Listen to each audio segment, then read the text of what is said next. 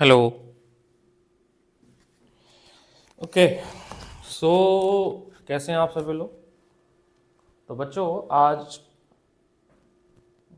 4 फरवरी है, ठीक है। तो अगर हम 20th लेके चले तो that is we have 15 days of self preparation. हमारे पास 15 दिन है जिससे हम अपनी पढ़ाई कर सकते हैं। अब इस समय दो तरह के बच्चे हैं। एक वो जो कि बहुत ही कॉन्फिडेंट हैं और वो मल्टीपल टाइम रिवीजन कर रहे हैं।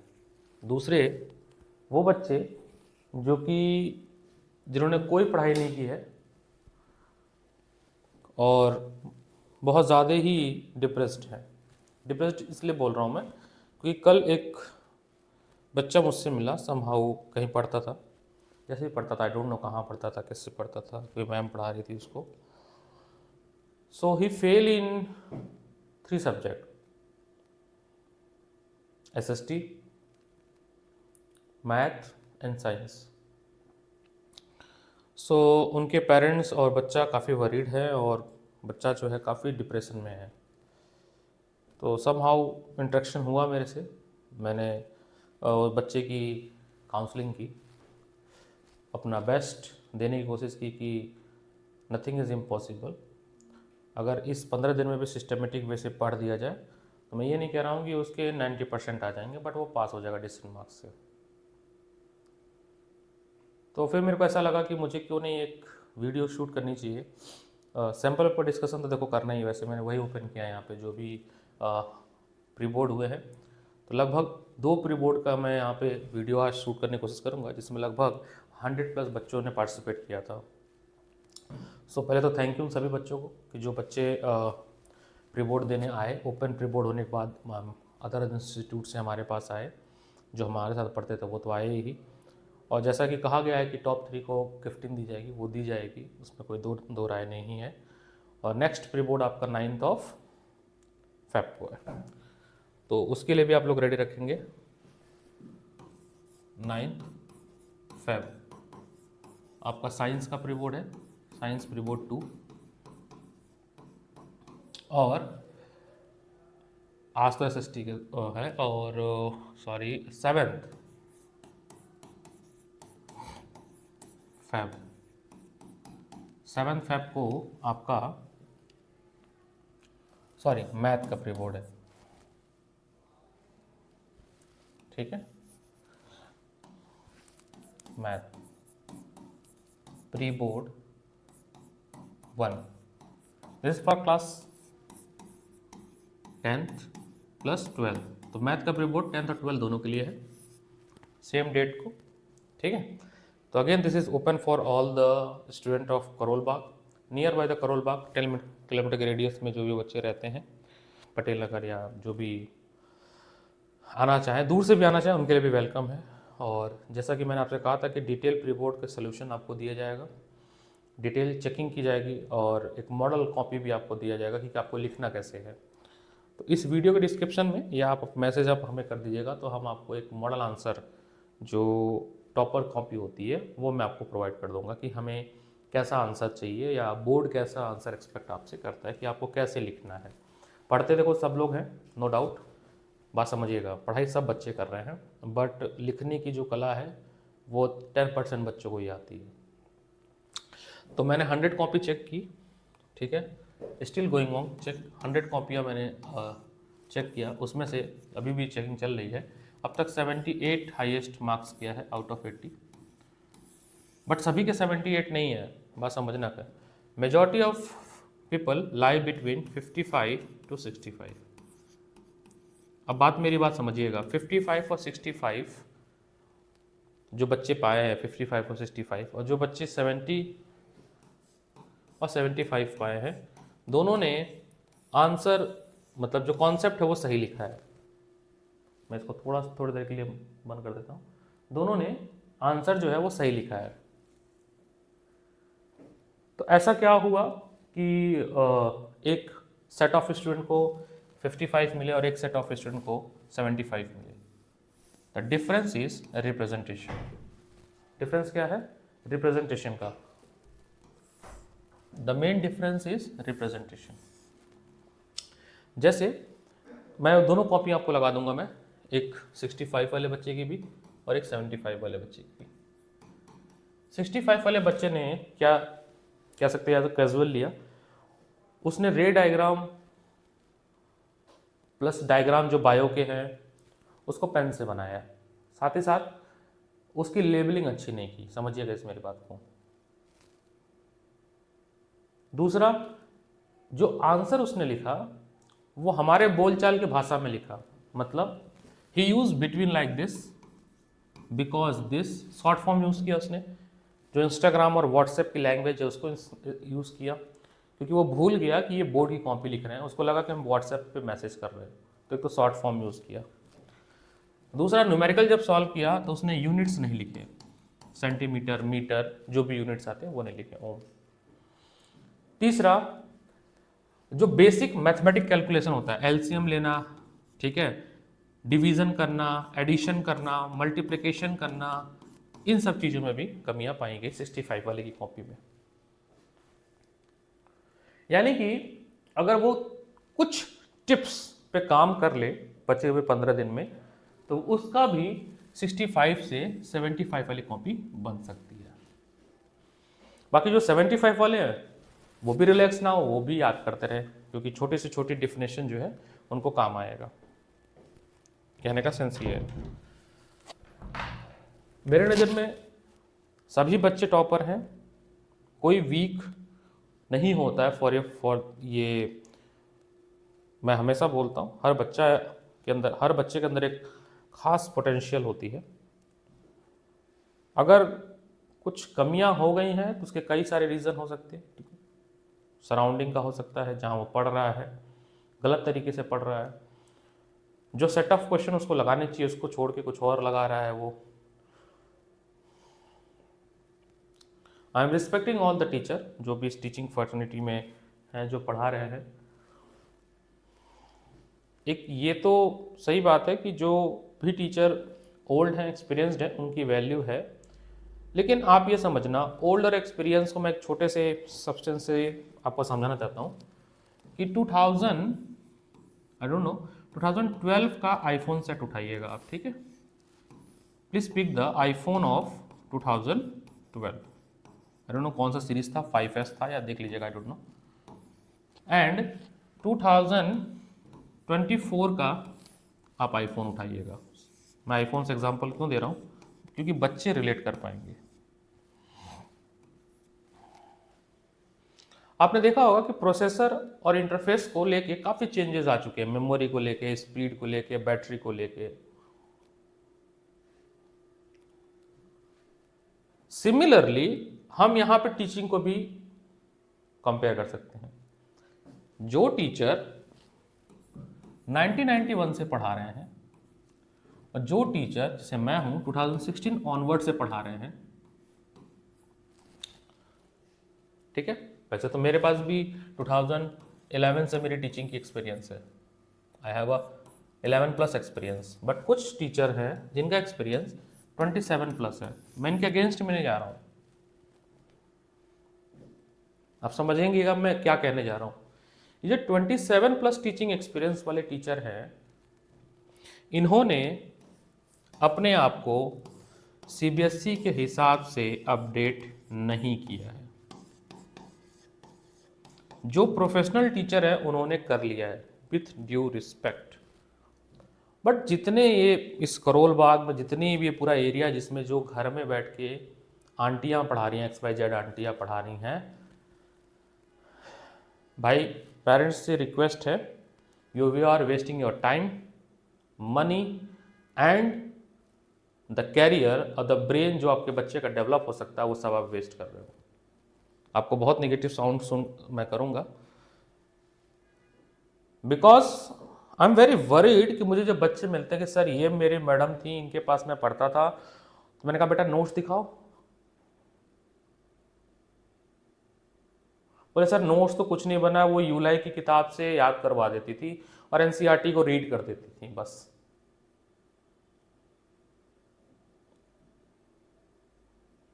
क्या आप ऐसे बच्चों को पढ़ाएंगे? ये दिस इज वन फैक्टर। ये सो कॉल्ड जो अंकल और आंटियां हैं, ये जो पढ़ा रही हैं घरों में, मैं आपको लिटरली बता दूं, इन लोगों ने अपने आप को अपडेट नहीं किया है। ना इनको एमसीक्यू आता है सेट करने, ना इनको केस स्टडी सेट करने आता है, ना इनको ऐसा रीजनिंग आती है, और ना ही ये आता है कि जो आजकल के जो क्वेश्चन बन रहे हैं कॉन्सेप्चुअल बेस, उनको कैसे अटेम्प्ट करना है। Also they are not able to frame for kids.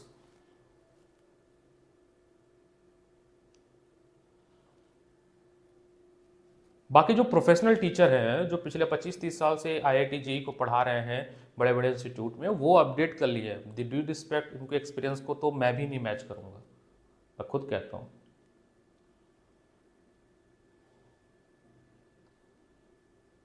फिर आपका बच्चा 6, 7, 8, इवन 9 तक तो बेस तो रहता ही नहीं है उसका।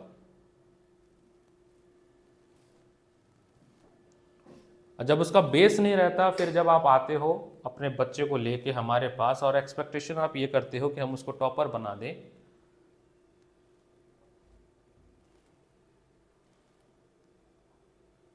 कहां तक पॉसिबल है ये? फिर भी we are doing our best. ये एक रीजन हो सकता है, ठीक है। दूसरा reason, this video is also for parents also. दूसरा रीजन, मोबाइल। भाई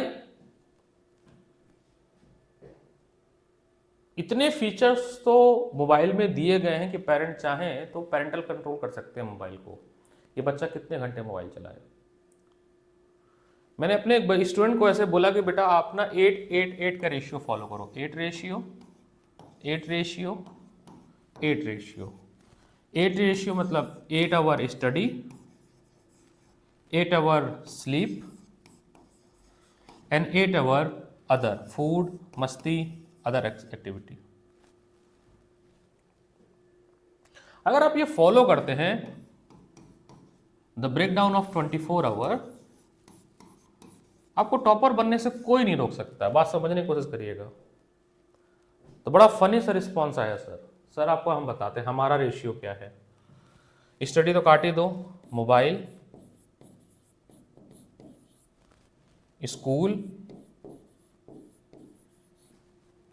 मोबाइल।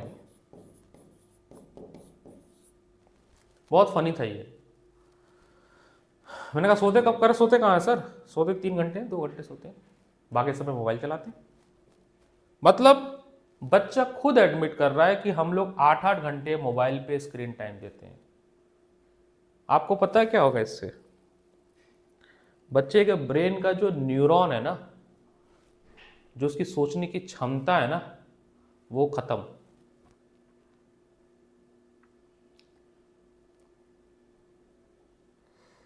आप बताओ फिर कहां से वो बच्चा टॉपर बनेगा, या उसके मार्क्स कैसे आएंगे?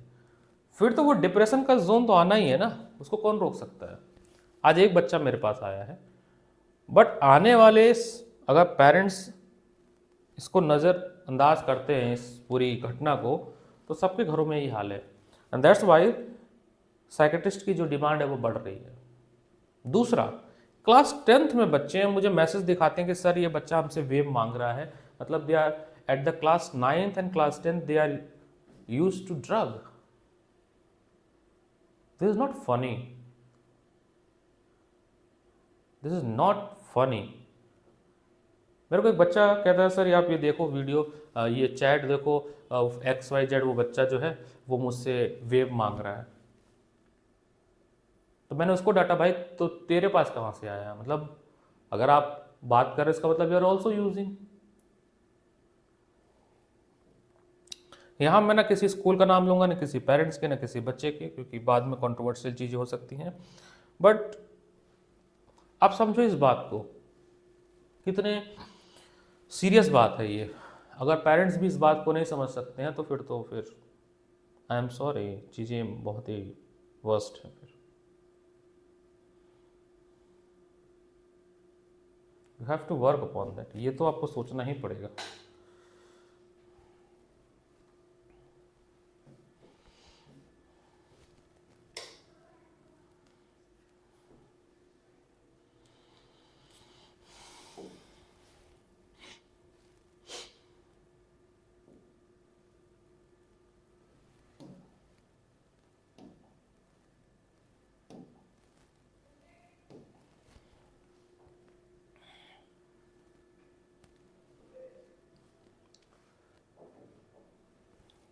ठीक है, मैं बस वर्ड्स नहीं है ना, मैं गुस्सा हो सकता हूँ, बस आई एम फीलिंग हेल्पलेस कि हम बच्चों को नहीं समझा पा रहे हैं समहाउ। मैं भी पेरेंट्स बना हूँ, अभी नया नया पेरेंट, 8 महीने हो गए मेरे को भी पेरेंट्स, तो मुझे इस बात की चिंता है कि हमें अपने बच्चों का ध्यान देना पड़ेगा।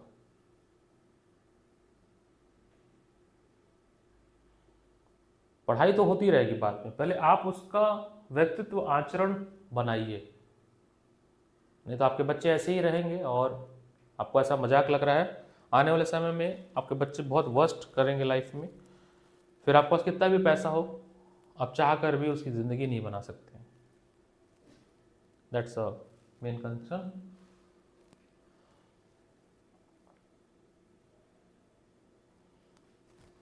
चलिए लेट्स डिस्कस कि सर 15 डेज में हम क्या कर सकते हैं। 15 डेज स्टडी प्लान क्या कर सकते हैं, कैसे पढ़ सकते हैं 15 डेज में।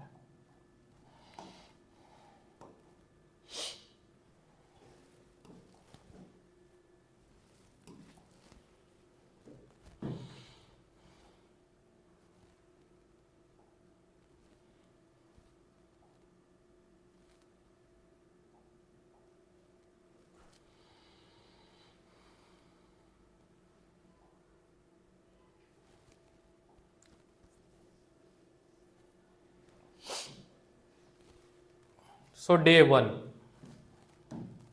पे क्या करेंगे आप, डे वन डेट आपका रहेगा आज का, that is 4 Feb,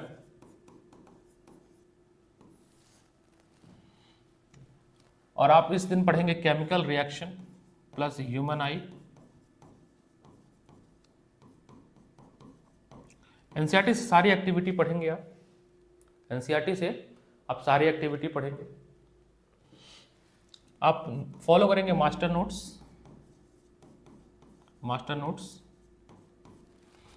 NCERT exemplar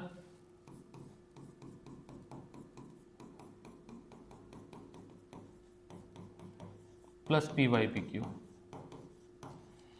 ये आप फॉलो करेंगे। डे टू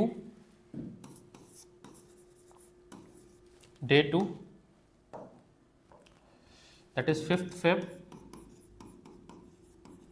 आप पढ़ेंगे acid base and salt plus life process,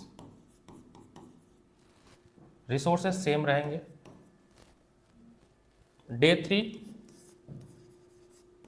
that is 6th Feb, आप पढ़ेंगे metal and non metal plus heredity, resources same रहेंगे।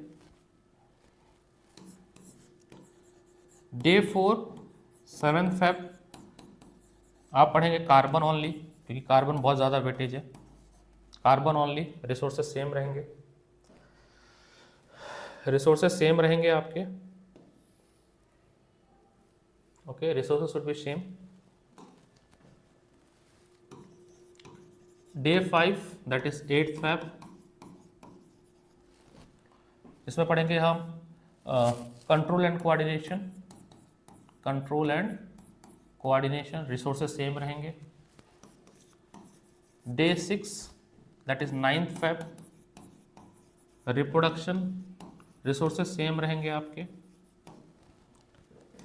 Day 7 that is 10th Feb,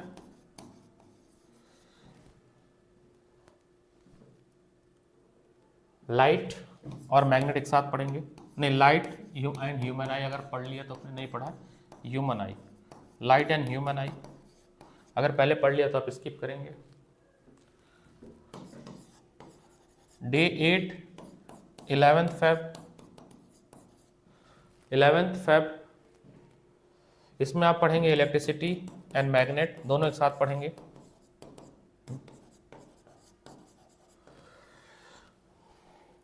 और जो बचे हुए चैप्टर वो गैप में पढ़ेंगे। यानी कि अगर आप अभी भी पढ़ें तो 11 फेब तक आपका सिलेबस हो जाएगा, 1-2 दिन आगे पीछे कर लीजिए। यानी कि 8 दिनों के अंदर आप अगर चाहें तो you are able to cover in 8 days, you are able to cover in 8 days अगर आप पढ़ने की कोशिश करें तो, ठीक है। In 8 days you are able to cover. Resources आप स्टिक रखेंगे। रिसोर्स की बात करें तो आपको बहुत सारे अच्छे अच्छे रिसोर्सेज दिए गए हैं, ठीक है। प्लेंटी ऑफ रिसोर्सेस आपको प्रोवाइड किए गए हैं जो कि इनफ है आपके लिए।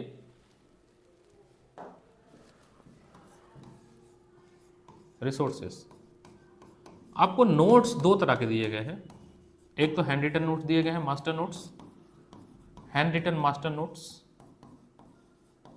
और दूसरा दिया गया है प्रिंटेड नोट्स।